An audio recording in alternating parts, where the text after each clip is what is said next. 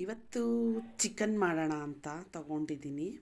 ಚೆನ್ನಾಗಿ ತೊಳೆದು 1 kgಯಷ್ಟು ಚಿಕನ್ನ ತಗೊಂಡಿದ್ದೀನಿ. ಇದು ಫ್ರೈಡ್ ಡ್ರೈ ಚಿಕನ್ ಮಾಡೋಣ ಅಂತ.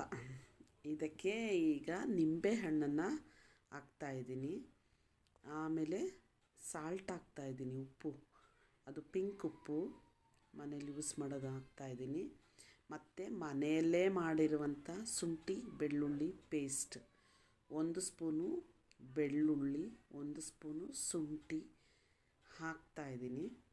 ಹಾಕಾದ್ಮೇಲೆ ಇದಕ್ಕೆ ಮೊಸರನ್ನು ಆ್ಯಡ್ ಮಾಡ್ತೀನಿ. ಸ್ವಲ್ಪ ಮೊಸರನ್ನು ಹಾಕ್ತೀನಿ. ಮೊಸರೆಲ್ಲ ಹಾಕಿ ನಿಂಬೆಹಣ್ಣು, ಶುಂಠಿ ಬೆಳ್ಳುಳ್ಳಿ ಪೇಸ್ಟು, ಉಪ್ಪು, ಈಗ ಅರಿಶಿಣ ಸ್ವಲ್ಪ ಹಾಕ್ತೀನಿ. ಅರಿಶಿಣನ ಹಾಕಿ ಎಲ್ಲದನ್ನೂ ಚೆನ್ನಾಗಿ ಹಿಡಿಯುವ ಹಾಗೆ ಕಲಿಸ್ಬೇಕು. ಎಲ್ಲ ಪೀಸ್ಗಳಿಗೂ ಮ್ಯಾರಿನೇಟ್ ಆಗಬೇಕು. ಅದು 1 ಗಂಟೆ ಮ್ಯಾರಿನೇಟ್ ಆದರೆ ಅದು ಚೆನ್ನಾಗಿ ಹುಳಿ ಮತ್ತು ಉಪ್ಪು ಎಲ್ಲ ಎಳ್ಕೊಂಡಿರುತ್ತೆ. ಅದು ಹಾಗೆ ಎಲ್ಲವನ್ನು ಕಲಸಿ ಮುಚ್ಚಿ ಎತ್ತಿಡ್ತಾ ಚಿಕನ್ ಈಗ ಮ್ಯಾರಿನೇಟ್ ಆಗುವಾಗ ಅದಕ್ಕೊಂದು ಸ್ವಲ್ಪ ಮಸಾಲೆ ತೆಗಿಯೋಣ. ಈಗ ಒಂದು 8ರಿಂದ 10 ಬ್ಯಾಡಗಿ, 4 ಗುಂಟೂರು ಮೆಣಸಿನ್ಕಾಯಿ ಹಾಕ್ಕೊಳ್ತಾ ಇದ್ದೀನಿ. 1 ಸ್ಪೂನು ಜೀರಿಗೆ, 1 ಸ್ಪೂನು ಧನಿಯಾ ಹಾಕಿದ್ದೀನಿ.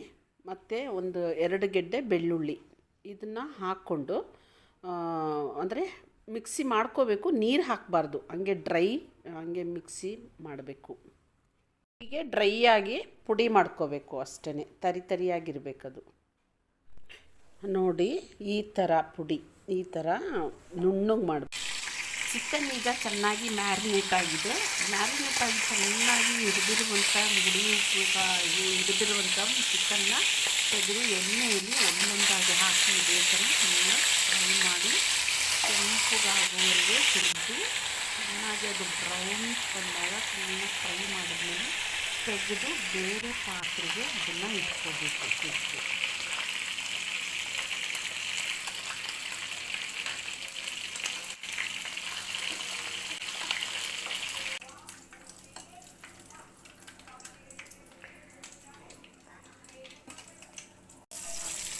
ಚಿಕನ್ ಹುರಿದಿದ್ದಂಥ ಬಾಣಲಿಗೆ ಮತ್ತು ಸ್ವಲ್ಪ ಈರುಳ್ಳಿ, ಒಂದು ದೊಡ್ಡ ಗಾತ್ರದ ಈರುಳ್ಳಿ ಹೆಚ್ಚಿಬಿಟ್ಟು ಅದರಲ್ಲೇ ಫ್ರೈ ಮಾಡ್ತಾಯಿದ್ದೀನಿ.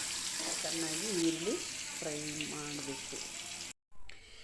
ಈರುಳ್ಳಿ ಫ್ರೈ ಆದ ನಂತರ ಎಲ್ಲ ಹುರಿದಿರುವಂಥ ಚಿಕನ್ನ, ಎಣ್ಣೆಲಿ ಫ್ರೈ ಮಾಡಿರುವ ಚಿಕನ್ನ ಹಾಕ್ಕೊಂಡು ಮತ್ತು ಅದರ ಮೇಲೆ ನಾವು ಮೆಣಸಿನ್ಕಾಯಿ, ಬೆಳ್ಳುಳ್ಳಿ, ಜೀರಿಗೆ, ಧನಿಯಾ ಎಲ್ಲ ರುಬ್ಬಿದ್ವಲ್ಲ ಅದನ್ನೆಲ್ಲ ಈಗ ಹಾಕಿ ಚೆನ್ನಾಗಿ ಎರಡನ್ನೂ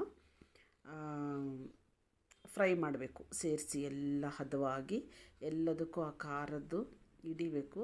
ಅಲ್ಲಿ ತನಕ ಫ್ರೈ ಮಾಡಬೇಕು. ಒಂದು 5 ನಿಮಿಷ ಫ್ರೈ ಮಾಡಬೇಕು.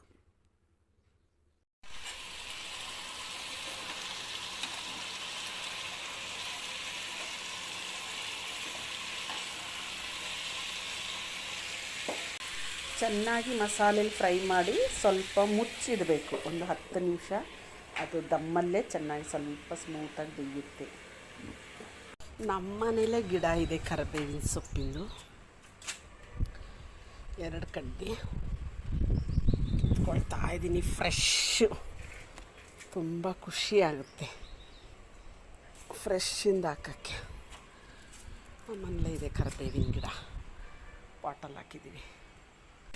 ಈಗ ಕಿತ್ಕೊಂಡು ಬಂದಂಥ ಕರಿಬೇವಿನ ಸೊಪ್ಪನ್ನ ಹಾಕ್ತಾ ಇದ್ದೀನಿ. ನೋಡಿ, ನಮ್ಮ ಮನೆದು ಕರಿಬೇವು.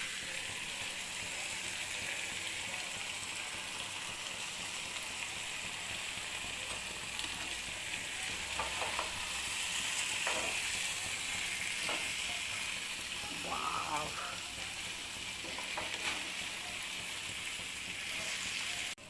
ಲಾಸ್ಟಿಗೆ ಚಿಕನ್ ಫುಲ್ ರೆಡಿಯಾಗಿದೆ. ನಿಂಬೆಹಣ್ಣು ಹಿಂಡ್ತಾ ಇದ್ದೀನಿ.